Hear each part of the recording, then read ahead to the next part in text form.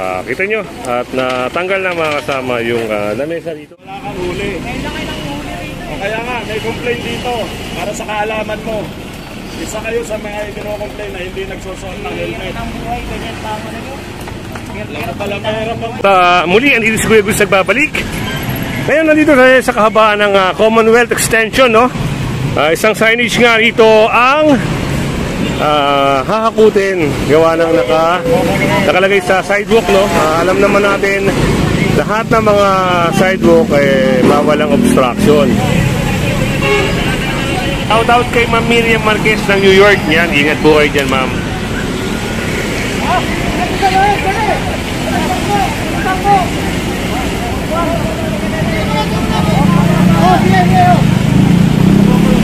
At kasama rin natin ng task force, mga kasama.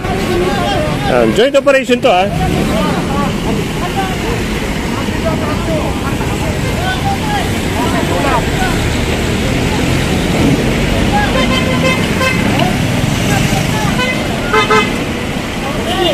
Ayun, at naisampa na, no? Ito, mga kasama, medyo pasok pa hindi natin pwede galaw. Ito yung kinocontrol dito. ayun, medyo may konting problema, no? Hindi natin pwede yung sakto. Oh, kasi ito ay complete na lugar to, pero as per observation ng MMDA, ayan, tunghayin lang natin, mga kasama. Ibig sabihin, ito yung marking ng road right of way. Pag sinabi nito marking ng right of way, hanggang dito lang ang government control area. Pag dito, property na yan. So yun, narinig nyo yung pahayag ni Sir Richard, no? Kasi siya talaga nakakaalam ng mga ganitong trabaho. Kaya ito ay hindi po gagalawin. Dahil tingnan nyo yung nagkaroon ng widening. Ito, huli na to. Definitely, bago lang ito. Kasi tingnan nyo, kinain lang nyo. Bago eh. Kaya ito, na-confuse kayo. Kasi itong marking ng DPWD. Hindi pwede pa kalaman kasi pasok na yung private. Property na dito. Tama kayo sa picture para inaksyon na ng Ayan, at ito, mga kasama. Yan, pinuntahan to, ha, kasi complain itong lugar na to. Pero hindi pwedeng i-operate. Gawa ng legal naman po. Ayan. Okay, yun. highway widening, DPWD.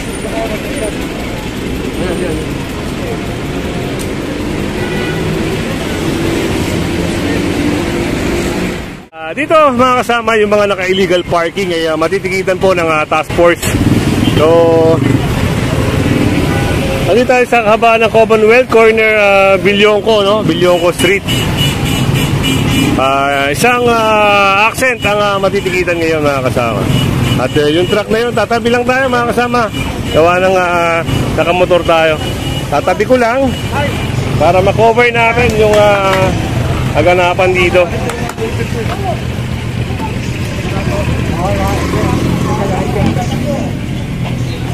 Ayun, yung isang tricycle na yun, no? Ay matitikitan na rin ni Sir Apo. At itong accent na to, si Sir Toto ang magtitikit dito.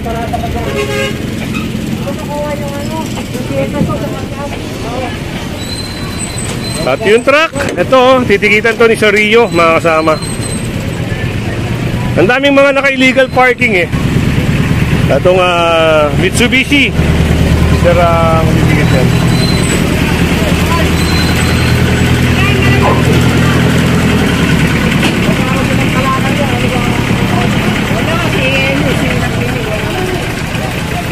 At yung kukunin ng lisensya, mga kasama.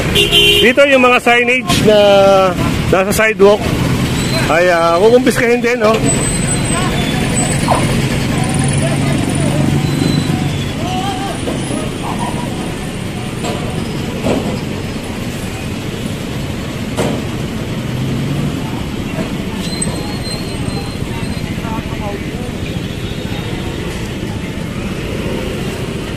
At ito parang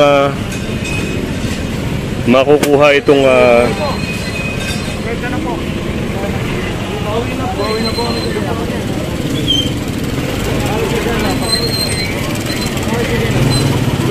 Ayun mga kasama, hinahanapan siya ng lisensya. Pati sila po parking. kung isang naka-NMAX.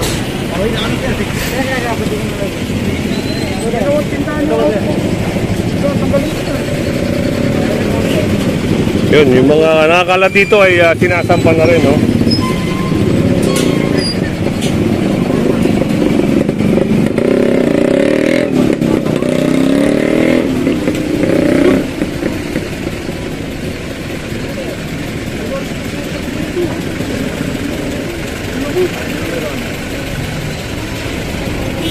Sunod lang tayo kay sir. Dito sa part na to, sa side na to mga kasama, yung mga produkto nila na nasa sidewalk na, no? Yan, at pinapatanggal.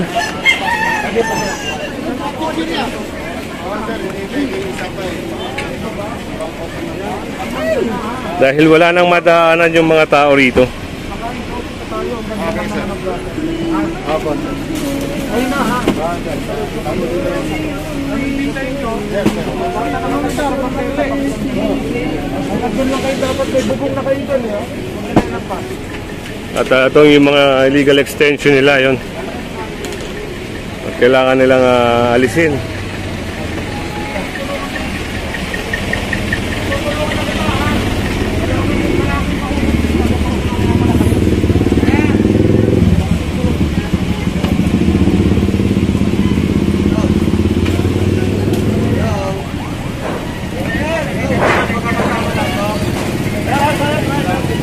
At ito, napansin din ng task force.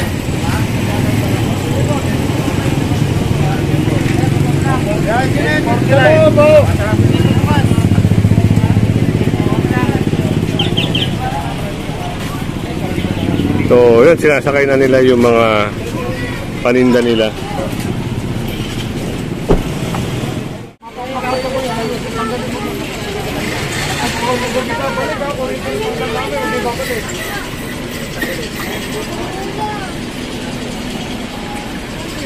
Doon, no, yung isang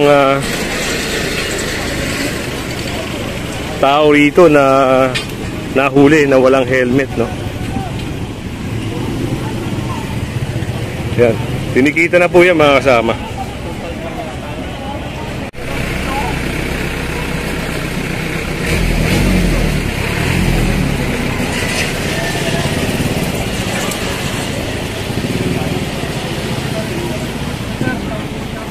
At ayun, papaklasin din yung trapal.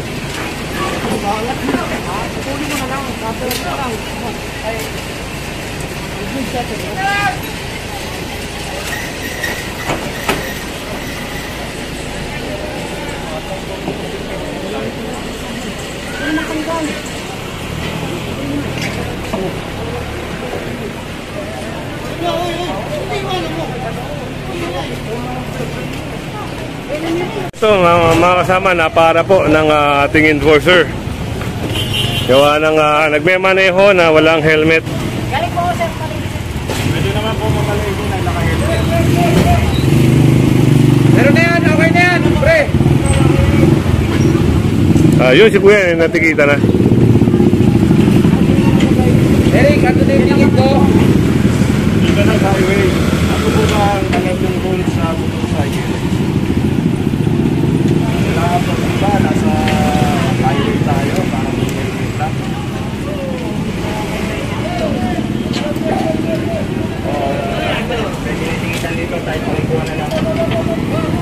Ito yung backride nito,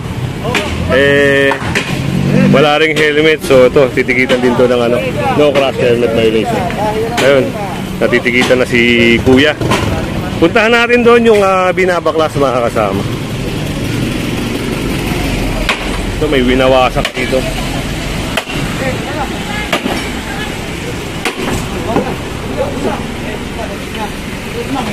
Dito sir, lahat ng mga obstruction, no? Actually ito, illegal extension. Kasi nakita niyo naman, no? Ginawa na niya permanent. Okay. Nag-permanent na pala siya rito. So, yun ang dahilan. Maglagay naman din ng paninda dyan, it would be illegal display of merchandise. Bawal na rin. Okay, yun. Narinig niyo yung pahayag ni Sir Richard mga kasama, no? Kaya paalala na rin to sa mga nagtitinda, no, na kailangan hindi kayo gagawa, lalo na sa sidewalk. Alam niyo yung pinagbabawal at siyempre huwag kayong maglalagay ng steel o kaya concrete na o kaya yung permanent na. Yun, tatanggalin po yun.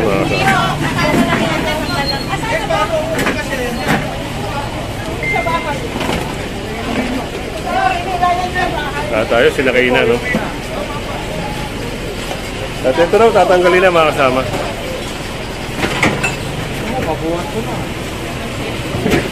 Yun. Kailangan na rin tanggalin kasi kung hindi, sasakay po yan mga kasama. Ilabas ko na nga, tulungan niya, ilabas ko na nga.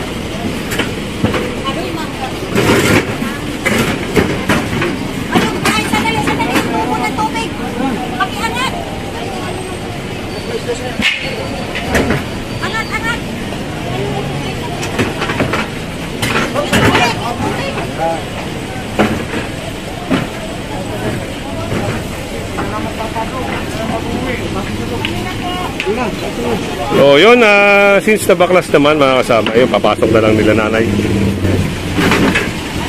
Tara, dito tayo sa nahuli.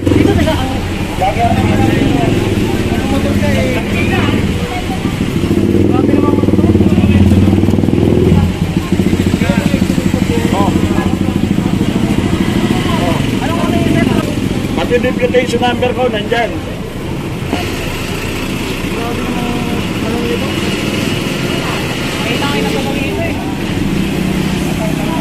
Kung nag-helmet ka, wala kang huli. O kaya nga, may complaint dito para sa kaalaman mo. Isa kayo sa mga ipino-complain na hindi nagsusuot ng helmet. Lahat pala mahirap ang buhay, hindi ka nag-helmet. Kung nag-helmet ka, wala kang penalty yung babayaran. Yun at merong konting pag-uusap dito mga kasama. Gawa ng si Kuya, nahuli, gawa ng walang helmet, may mga sinasabi pa. Pero yun, pinaliwanag naman ni Sir Golod yung siyempre ito ay operation mga kasama, kailangan ipatupad. Nahuli siya, wala siyang helmet. Wala na sa katarungan yung ginagawa niyo. Ayos mo lang sir yung panoodin mo ito.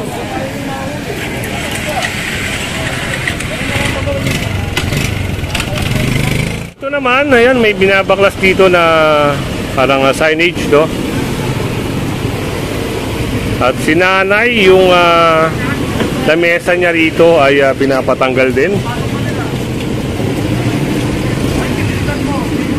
Yung mga saging niya nililigpit na at kailangan tanggalin yung lamesa mga kasama.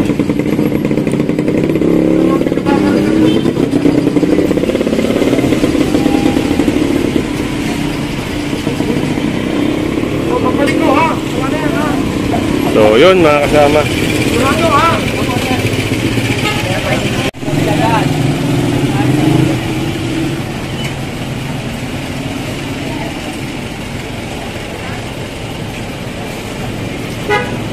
Dito mo yung mamimili mo, dito na nakatayo sa bangketa. Bibili sa'yo, dito nakatayo. O dito sila maglalakad. Hindi maliit. Ha? Dito siguro, pwede. Ano kaliton? Walang kaliton. Misa. Pag may kaliton, walang kaliton. Putulan ko to, sir. Putulan mo dito. Tapos, saka maglagay ng tangin mo. Pwede yan. Mandal mo na. Tulungan nyo na sila.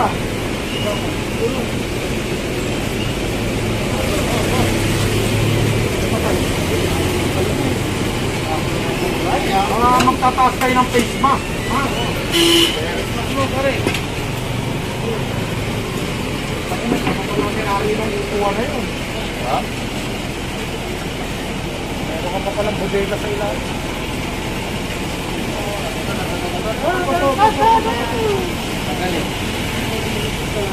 Ayun, ginagamitan ng kabra para mabilis na matanggal.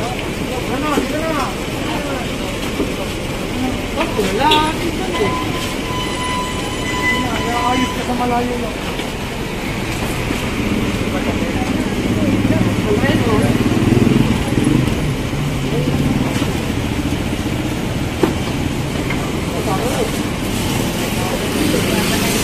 Ulo, pre. Ulo. Ano? Ito mo konti.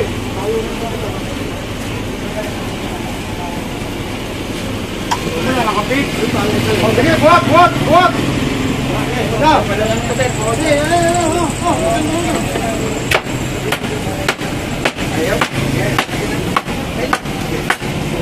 At yun, tuluyan ang natanggal mga kasama.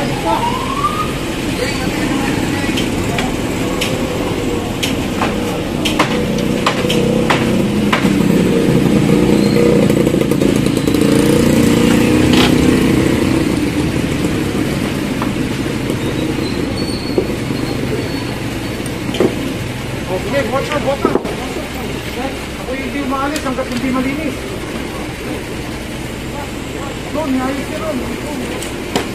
Kita nyo at natanggal na mga kasama yung lamesa dito na pinagtitinahan ng sagi.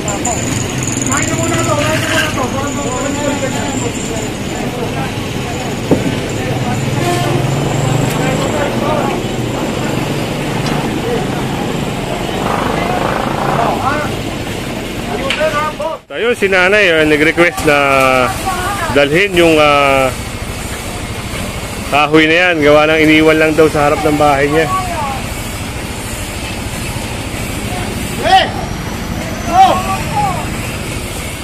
Dito mga kasama ay may matitikitan po na yan, walang crash helmet, no?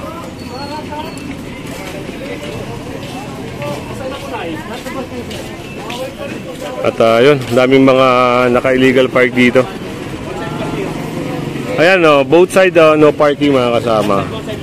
One side pala, sorry, one side parking. So dito, ina-allowed mga kasama.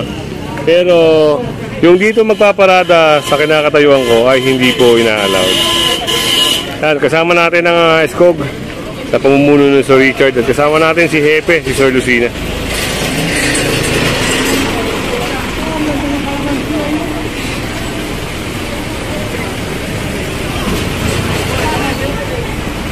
At ito, palagay natin.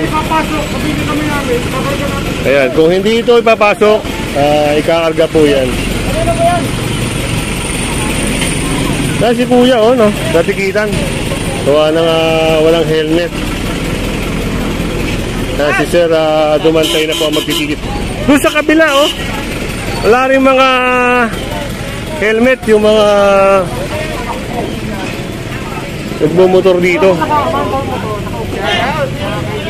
Si Sir Toto ang magtitikit sa kanila.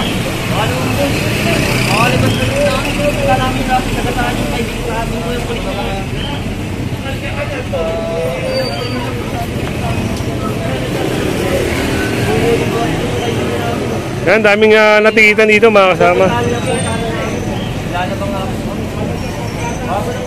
At dito mga kasama may naharang din na isang motorista, no, na walang helmet. Wala rin dalang lisensya no, sir, yung ito. Naku. Ayun, dahil wala siyang lisensyang dala, plaka po ang titikitan sa kanya mga kasama.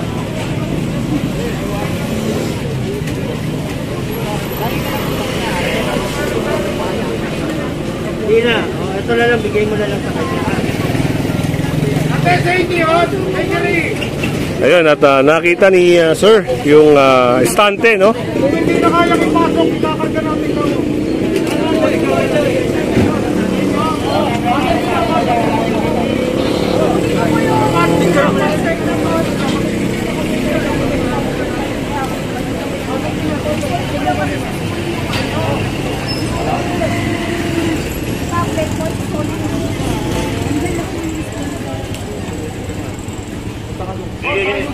At ito, kita nyo naman, tinitikitan na ni Sir Pabor. At yun, isang naka-aerox ang matitikitan.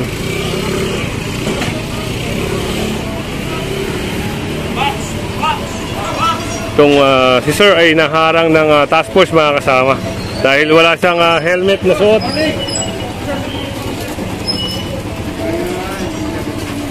Dito mga kasama, ayun, sinabihan ni Sir Richard na ipasok nila yung upuan. At parang ayaw nila. So yan, matitikitan mga kasama.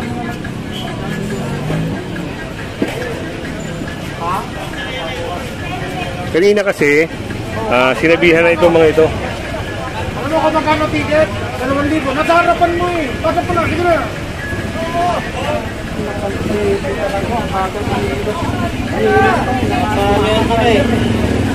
Makaramdaman din sila.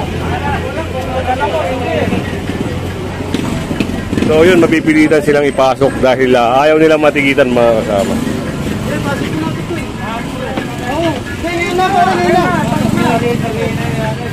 Dito eh, itong na lang yan o. Para mag-free tayo.